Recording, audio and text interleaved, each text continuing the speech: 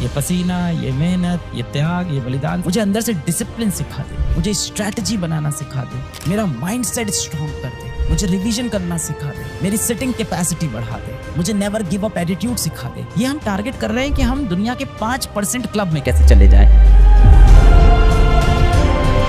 Sir अब नहीं हो पाएगा क्या सर, अब मैं तैयारी कर लूं सर, आज स्टार्ट करूं सर, आज से स्टार्ट करूं तो हो जाएगा सर, प्लीज बोल दो कि अभी भी चांस है हो जाएगा। मैंने बोल दिया हो जाएगा। अब पता है तुम क्या बोलोगे, पता है क्या बोलोगे? सर मंडे से स्टार्ट कर। शीशे के सामने खड़े होके बेटा एक बार दिल पे हाथ रख के खुद से पूछना कितनी मक्कारी कर रहे हो। अभी आप यही पूछोगे सर अभी चांस है, अभी सर स्टार्ट करे तो हो जाएगा। मैं बोलूंगा हाँ हो सकता है, अभी टाइम बाकी है, मैं आपको बताता हूँ कैसे करना है। फिर आप यही बोलोगे सर आज ना फ्राइडे हो गया, मंडे से सर शुरू करो, मंडे से। बेटा फिर आप बहुत बड़ी चोरी कर रहे हो, सबसे बड़ी मिस्टेक। 10 दिन बाद शुरू करेंगे। फिर मैं कहता हूँ आपने स्टार्ट की तैयारी, नहीं सर 15 तारीख से शुरू करेंगे। बेटा फिर आप मत करो, फिर आप मत करो बेटा, आप खुद से शुरू करो।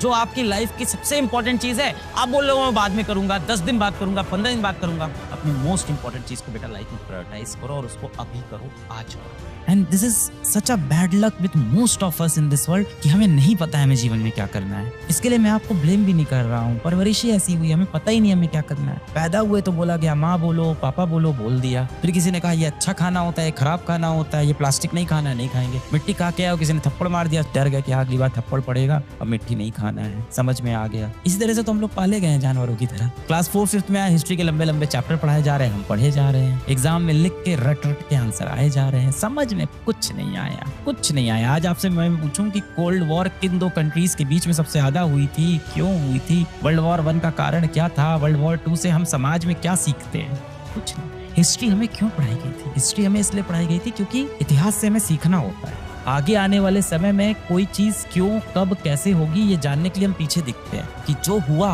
वो क्यों हुआ, वो कैसे हुआ, आगे भी वो कैसे होगा। ये सब तो किसी ने बताया ही नहीं, समझेंगे ऐसे ही पाला पोसा गया। 9th 10th में आए सबने बोला बोर्ड सबसे इंपॉर्टेंट है, बोर्ड में नंबर लाना चाहिए, बोर्ड में टॉप करना बहुत जरूरी है, बोर्ड में 90% लाना बहुत जरूरी है, 10 CGPA बहुत इंपॉर्टेंट है, जिंदगी बन जाती है। उसके पीछे पड़ गए। 11th में आए सबने बोला IIT निकाल लिया, IIT पूरी भेड़ चाल IIT की तरफ। हाँ चल दिए सब लोग भाई IIT निकाल ले, कंधे पे वही रोडोप टांग के, कोचिंग का मॉड्यूल टांग के चले गए भाई। कोई मोबाइल से पढ़ना चालू कर दिया।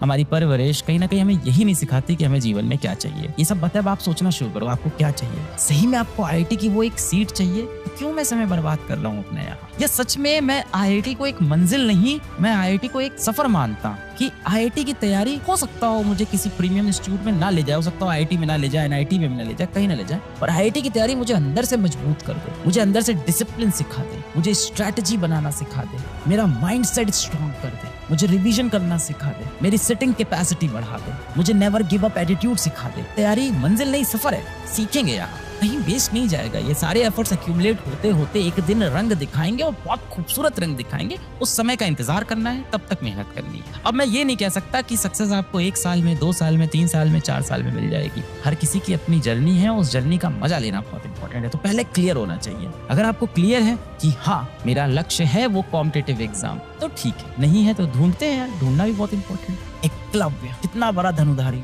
कितना बड़ा योद्धा, शिक्षक ही नहीं मिला उसको, मिट्टी से गुरु की प्रतिमा बनाई और उससे सीख डाला। जज्बा, इंटेंट करना है, ये था उसके अंदर। खुद को लगातार टेस्ट करते रहना। आपके अंदर इतनी नॉलेज भरी हुई है, एक पेपर से थोड़ी डिसाइड हो जानी चाहिए, एक एग्जाम से नहीं डिसाइड होनी चाहिए। होती भी नहीं है, समाज ने बोल बोल के डरा दिया, होती थोड़ी है। अरे मेरे पास इतनी मिसाल है फेलियर्स की जिन्होंने लाइफ में इतने सक्सेसफुल हुए हैं ना, इतना मतलब कमाए, करोड़ों की सैलरी पे बैठे। अगर आप फाइनेंशियल सक्सेस को देखो, अगर आप सेटिस्फैक्शन हैप्पीनेस को देखो, सुबह ऑफिस जाना, बढ़िया जिम जाना, लाइफ मेंटेन करना, खुशी खुशी जीना, दोस्तों से कभी-कभी, मेरे फ्रेंड्स है ना यार, हमारे फ्रेंड्स में कितने लोग का IIT निकला, बहुत कम का निकला। सबने जीवन में अच्छा कर लिया अल्टीमेटली। कोई बहुत फाइनेंशियली स्टेबल है, कोई सोशली बहुत स्टेबल है, बहुत बड़ा नाम हो गया, कोई फैमिली के हिसाब से बहुत स्टेबल है, बहुत खुश है। पर लगभग मैं सभी को देखता हूँ, कोई ऐसा डिप्रेस नहीं दिखता मुझको। हाँ दोस्तों में IIT तो गिने चुने लोगों का निकलता है। कोई बहुत बड़ी कंपनी में पहुंच गया, कोई अपनी कंपनी खोल रहा है, कोई किसी छोटी कंपनी में बड़ी नौकरी कर रहा है। लगभग सब खुश हैं क्योंकि लगभग सबने थोड़ी बहुत तैयारी सबने की थी जीवन में। आप इतने पढ़ लिख लिए हो, जीवन में अच्छा हो जाएगा। ये जो डिप्रेशन है ना, ये जो नेगेटिव थॉट्स है, इसको तो हटा दो। We all are not fighting for our basic needs. बड़े एग्जाम्स जो हम टारगेट करते हैं, कॉम्पिटिटिव एग्जाम, ये हम टारगेट कर रहे हैं कि हम दुनिया के 5% क्लब में कैसे चले जाएं। ये हम कहीं ना कहीं कोशिश कर रहे हैं। क्यों कर रहे हैं हमको पता भी नहीं है। ऑनेस्टली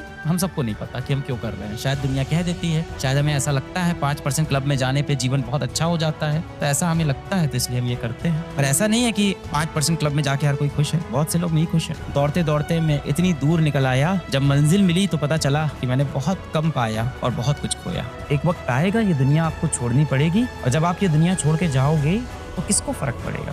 इन नकली लोगों को फर्क पड़ेगा, इन नकली दोस्तों को फर्क पड़ेगा, इस सोशल मीडिया की जो दुनिया इसको फर्क पड़ेगा? हाँ पड़ेगा सर। RIP लिख के जाएंगे कमेंट्स में आपके। हो सकता हो कमेंट में नीचे बहस भी करे कि देखो इसके मरने के बाद घर वाले ठीक से रोए भी नहीं, देखो इसके मरने के बाद इसका क्रियाक्रम भी कितना सस्ता करा दिया लोगों ने, बड़ा पापी आदमी था, अच्छा हुआ मर गया। इन नकली लोगों के चक्कर में आप फंसे हो। सोशल मीडिया पे अपनी एक दुनिया आपने बना ली है, और बेटा जिस दिन आप ये दुनिया छोड़ के जाओगे ना, इन लोगों को कोई फर्क नहीं पड़ेगा। किसको फर्क पड़ेगा?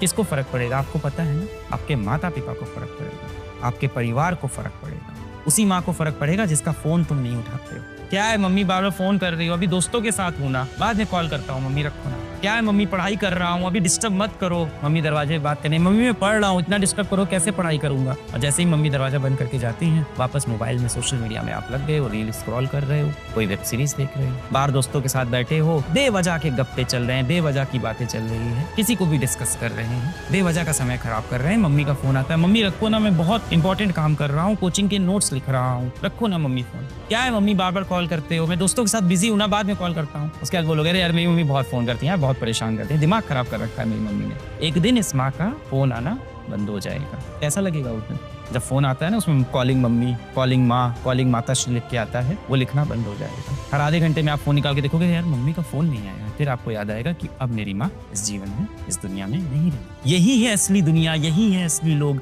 इन्हीं को फर्क पड़ता है आपके जीने और मरने से, इन्हीं को फर्क पड़ता है आपकी सफलता और आपकी असफलता से, इन्हीं को फर्क पड़ता है कि आप रात में खाना खा के सोए हो कि नहीं सोए हो। इनके फोन को आप इग्नोर कर रहे हो, अपने आप को ऐसा बनाने की कोशिश कर रहे हो कि दुनिया आपको पसंद कर ले किसी तरह से। मन में ये भाव बहुत आता है कि लोग मुझे पसंद करें, मैं इस तरह के बाल कटवा लूं, इस तरह के कपड़े पहन लूं, एक बहुत महंगा जूता खरीद लूं, दोस्त से फोन ले लिया है कि भाई हम जा रहे हैं लड़की से बात करने, तुम्हारा फोन दिखेगा, थोड़ा महंगा फोन दिखेगा तो वो इम्प्रेस हो जाएगी। अब आप सोच लो, जो व्यक्ति ये महंगा फोन देख के इम्प्रेस होगा वो क्या जीवन भर आपका साथ निभाएगा? जीवन में तो बहुत बुरा समय आना है, तब तो वो साथ निभाएगा नहीं। और सुबह जब आप बिस्तर से उठते हो, बाल आपके यूं ऐसे खड़े रहते हैं, गंदे से कपड़े पहन के आप निकलते हो रूम से बाहर, और आपको तो पता है आपकी शक्ल कैसी है। उसके बाद आपकी माताश्री क्या बोलती है, अरे मेरा राजा बेटा उड़ गया, बड़ा स्मार्ट लग रहा है, एकदम हीरो लग रहा है। आपको भी मन में पता है आप नहीं लग रहे हो, पर वो झूठ नहीं बोल रही, उनकी आंखों में आप हमेशा खूबसूरत हो। एक दिन इस माँ का फोन आना बंद हो जाएगा। कैसा लगेगा उस दिन?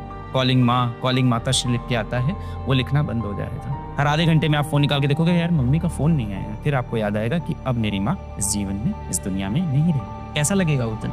इस दुनिया में वापस आओ।